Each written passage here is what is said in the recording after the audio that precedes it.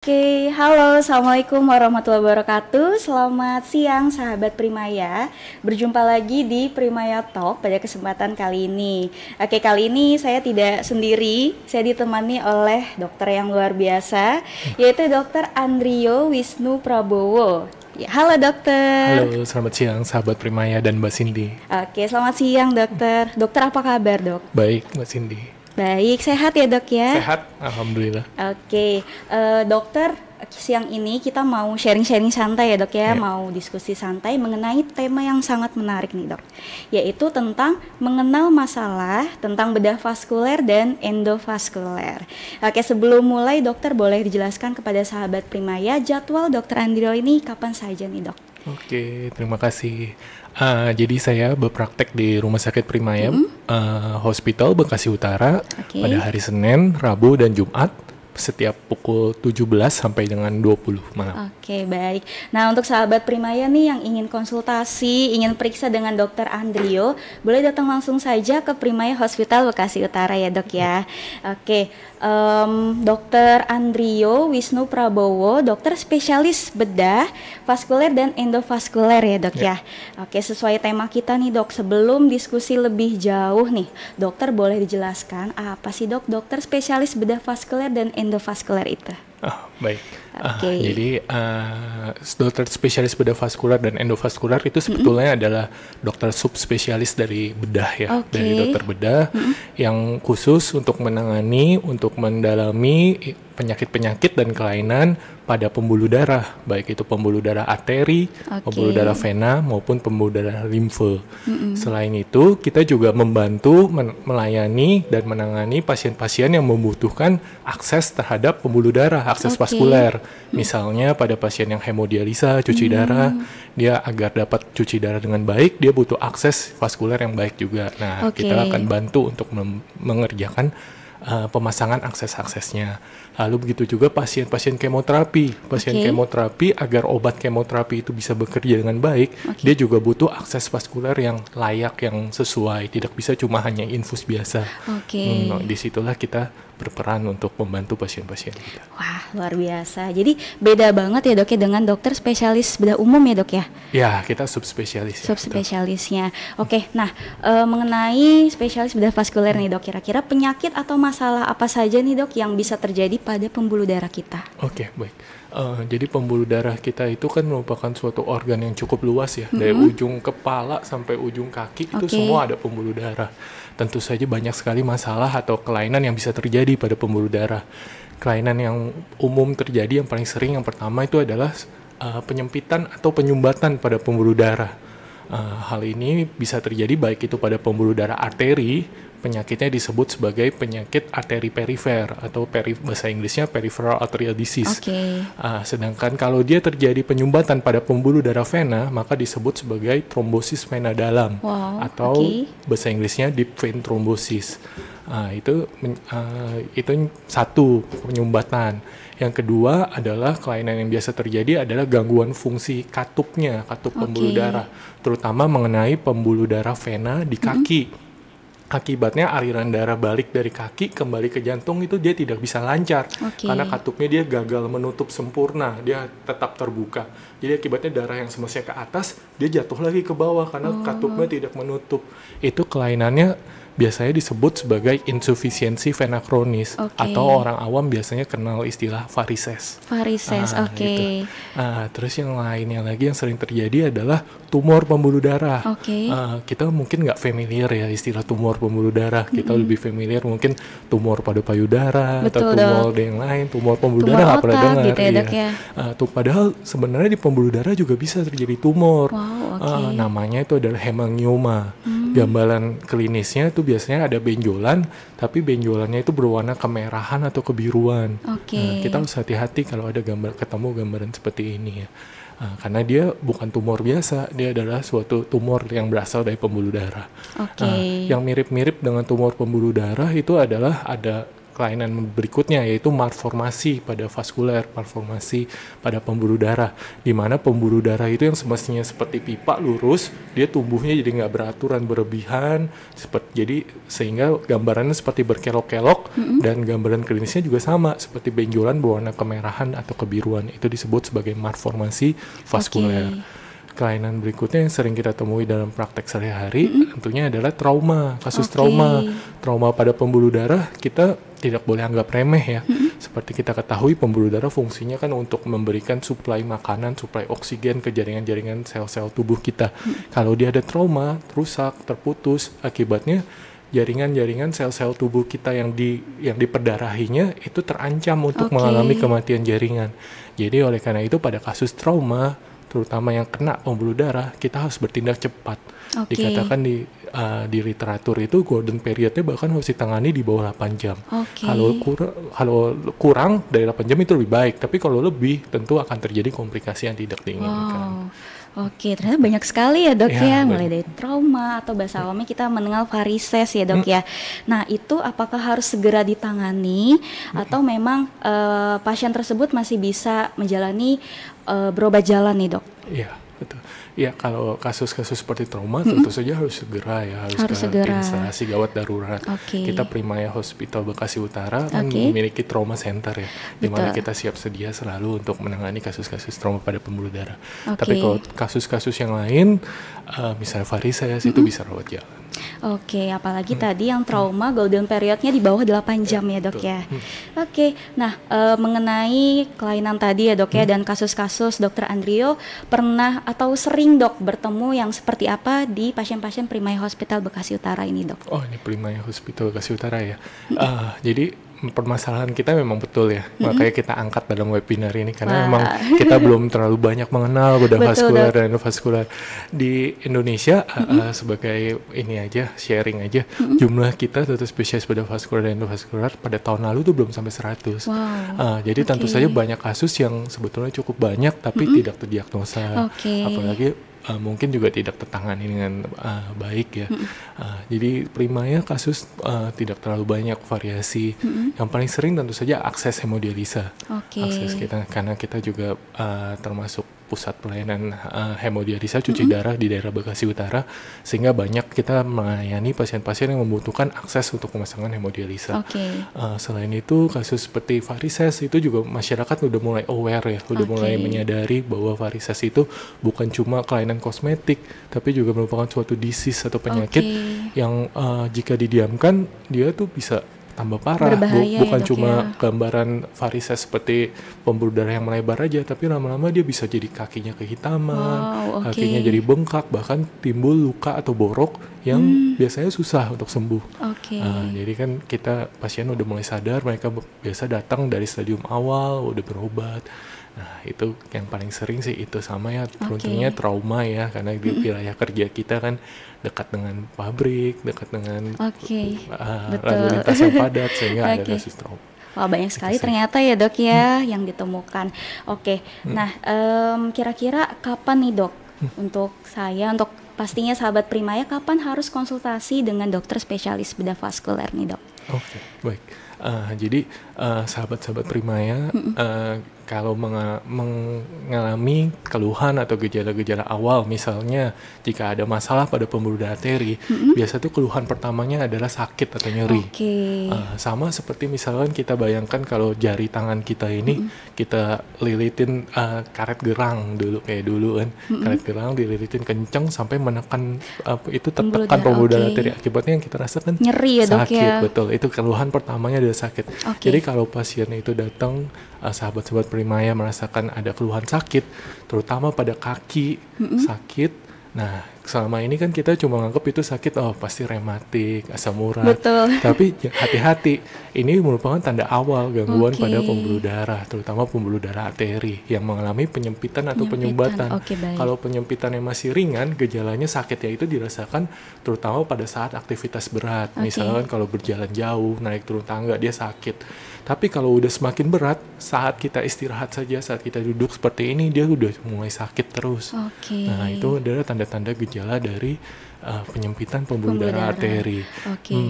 Sedangkan kalau masalahnya pada pembuluh darah vena, keluhan awalnya biasanya khas itu adalah bengkak. Bengkak di kaki. Sering sekali kan pasien kita pasti ada pengalaman ya ketemu pasien atau keluarga kita yang mengalami keluhan bengkak. Itu harus hati-hati. Bisa saja itu adalah tanda-tanda awal dari gangguan pada pembuluh darah vena. Kalau misalkan bengkaknya pada kedua kaki, mungkin masih banyak kelainan yang lain ya. Misalkan pada ibu hamil tuh sering seperti itu, atau pada pasien yang gangguan liver atau sakit jantung, dia bisa bengkak kedua kaki. Tapi kalau bengkaknya hanya terbatas pada satu kaki, itu justru makin khas, makin karakteristik dari kelainan pada pembuluh darah vena. Sedangkan kalau yang tumor pembuluh darah yang tadi AVM, malformasi vaskular atau tumor pembuluh darah, gambaran klinis awalnya adalah benjolan. Benjolan yang berwarna kemerahan, kebiruan, terus berdenyut, kadang-kadang teraba desirannya. Nah, itu dia tanda awalnya. Untuk tepatnya benjolannya di sebelah mana, Dok? Atau benjolannya di bagian bisa mana? terjadi di seluruh tubuh kita. Kan seperti yang tadi ya, pembuluh darah itu dari ujung kepala sampai ujung kaki ada pembuluh darah. Semua daerah itu bisa mengalami terbentuk tumor pembuluh darah atau mengalami malformasi pembuluh darahnya, tumbuhnya tidak beraturan sehingga bisa terbentuk benjolan yang berwarna kemerahan atau kebiruan di situ. Wah, ternyata memang tanda awalnya banyak sekali ya, Dok ya. Kalau kita ngerasakan nyeri yang memang tidak kunjung sembuh ya, Dok ya. Bengkak di salah satu kaki, benjolan yang merah, berdenyut ya, Dok ya. Nah, ini boleh konsultasi saja dengan dokter spesialis bedah vaskuler, dengan Dokter Andrio di Primaya Hospital Bekasi Utara. Nah, untuk sahabat Primaya nih, Dok, kira-kira pesan dan kesan supaya kita aman agar sehat, supaya tidak terkena gangguan atau kelainan di pembuluh darah nih, Dok. Iya. Penyakit pembuluh darah tentunya sama seperti penyakit yang lain ya. Pasti ada faktor resiko untuk terjadi penyakit tersebut. Yang paling kita harus sadari, yang bisa kita cegah adalah faktor-faktor resiko yang terutama berasal dari metabolisme. Metabolisme itu artinya apa yang kita makan, apa gaya hidup kita, bagaimana aktivitas kita. Nah, itu yang bisa kita modifikasi, yang bisa kita hindari. Misalnya penyumbatan pembuluh darah arteri itu biasanya terjadi pada pasien-pasien yang kolesterolnya tinggi, dislipidemi. Biasanya sumbernya itu dari makanan yang goreng-gorengan, makanan yang berminyak. Terus habis itu penyumbatan pembuluh darah juga sering terjadi pada pasien diabetes atau kencing manis, sehingga kita harus hindari makanan-makanan yang manis.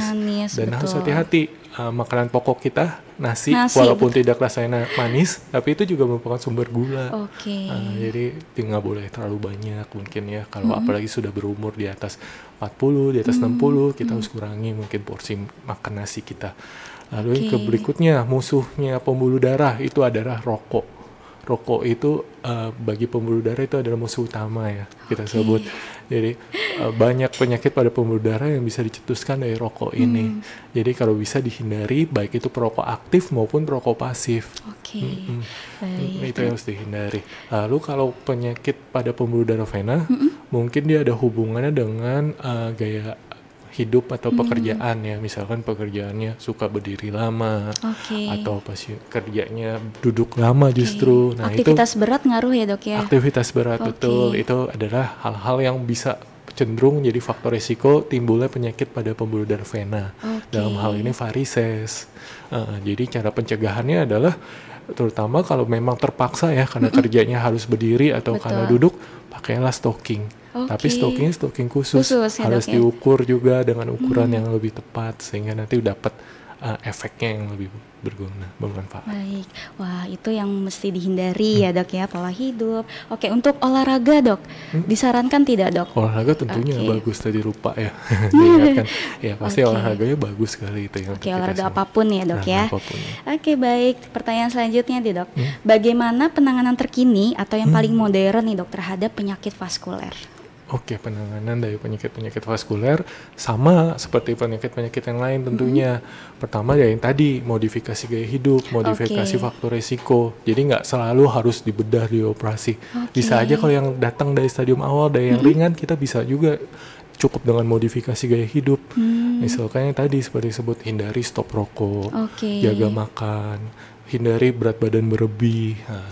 Atau kalau yang varises berarti dia kalau bisa ya jangan berdiri lama. Tapi kalau terpaksa tadi pakai stocking.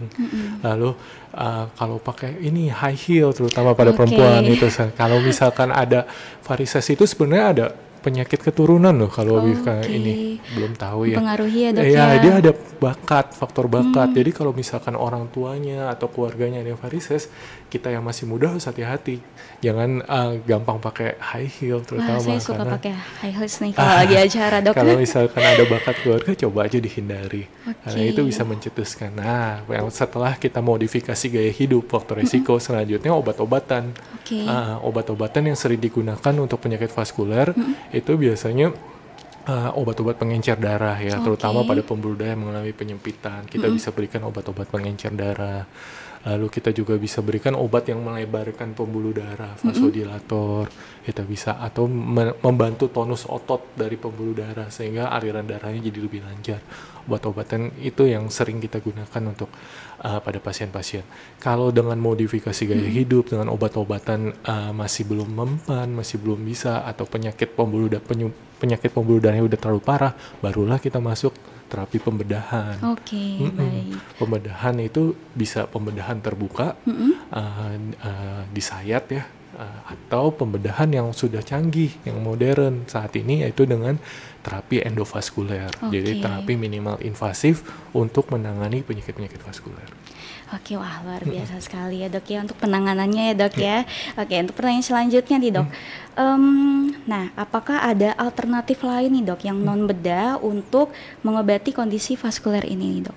Iya, terapi non bedah ya tadi kita modifikasi gaya hidup, obat-obatan. Biasanya itu bisa dikerjakan terutama kalau pasien itu datang pada stadium awal, keluhan awal seperti tadi, baru sakit-sakit saat dia aktivitas dia baru sakit. Nah itu kalau dia datang awal itu bisa tuh dengan obat-obat. Tapi kalau dia udah datang dalam stadium udah berat, udah parah, misalkan dia diem aja kayak sekarang tuh udah sakit terus, atau dia datang bahkan udah terjadi luka. Jadi kalau luka yang tidak sembuh-sembuh itu juga merupakan tanda khas adanya masalah pada pembuluh darah. Jadi kalau udah datang udah sakitnya udah parah, sakit terus-terusan, udah ada luka, itu nggak bisa lagi pakai obat atau modifikasi. Maksudnya bukan yang nggak bisa, nggak cukup. Harus ada terapi pembedahan atau terapi yang tadi minimal invasif bisa juga dikerjakan. Dengan perkembangan teknologi saat ini kita udah mulai bergeser tuh yang dari dulunya pembedahan terbuka, mulai banyak kasus yang bisa dikerjakan dengan minimal invasif atau terapi endovaskuler itu. Wow, banyak sekali ternyata ya dok ya. Nah kalau memang sahabat Primaya mengalami keluhan yang tadi ya dok ya tidak terlalu memberat, langsung saja supaya masih bisa ditangani penanganan non bedah ya dok ya.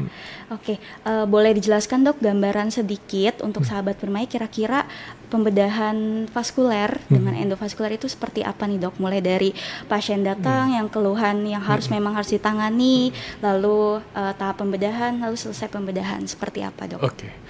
Kita ambil contoh misalkan ada penyumbatan ya pada pembuluh darah, misalkan penyumbatan di pembuluh darah di paha kita. Kalau pembedahan terbuka itu berarti kita harus buka, kita bikin sayatan di pembuluh darah yang mengalami tersumbat itu, kita robek kuritnya, lalu setelah kita buka, maka kita harus buka dulu ototnya lagi, berarti otot disobek lagi, baru setelah otot terbuka baru ketemu pembuluh darah. Setelah ketemu pembuluh darah yang tersumbat, lagi-lagi kita harus bikin sayatan lagi, kita robek lagi pembuluh darah yang sehat itu untuk mengambil sumbatannya. Jika sumbatan ini baru terjadi pada fase akut, maka sumbatannya itu bisa diambil.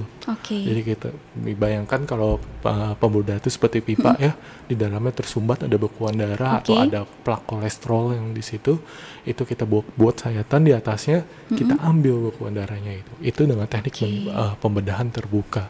Jadi bayangkan ada sayatan mulai dari kulit, otot, bahkan sampai pembuluh darah sayat. Jadi ada banyak sekali luka pada pasien. Sedangkan kalau terapi yang kedua yang modern, terapi endovaskuler itu minimal invasif, kita nggak buat sayatan itu. Kita langsung terapi pada pembuluh darah yang mengalami penyumbatan langsung dengan cara kita melakukan pemasangan akses vaskuler, akses pembuluh darah.